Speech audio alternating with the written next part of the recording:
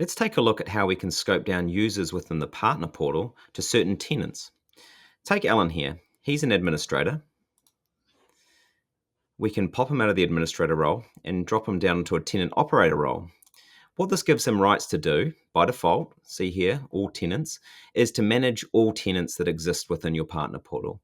Alan, therefore, won't be able to modify the billing, he won't be able to change users and their roles, and he can't add or remove tenants. We can take this a step further. If we only want Alan to have access to certain tenants, then we can scope him down. And so we change the all tenants and we select the tenants that we want him to have access to. So let's just give Alan access to this bottom tenancy here. Save those roles.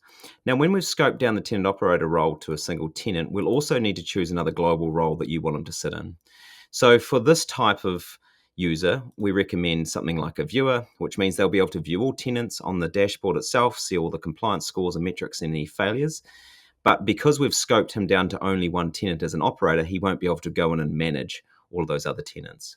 So we update this user now, and you can see he's now a viewer and a tenant operator with one tenant. So let's dive in and see what he can see. Now that we're logged on as Alan, you'll notice a couple of things. The ability for Alan to add or manage tenants has gone, as well as any admin functions such as modify users or billing. There's no access there because we've put Alan in that viewer-only role at the partner dashboard layer.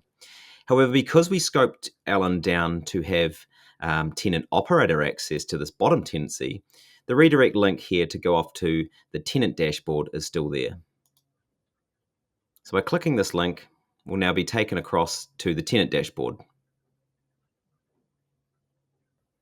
And once in here, Alan can then manage the tenant like he normally would. All of the normal functions as a partner administrator of a subtenant is available to him.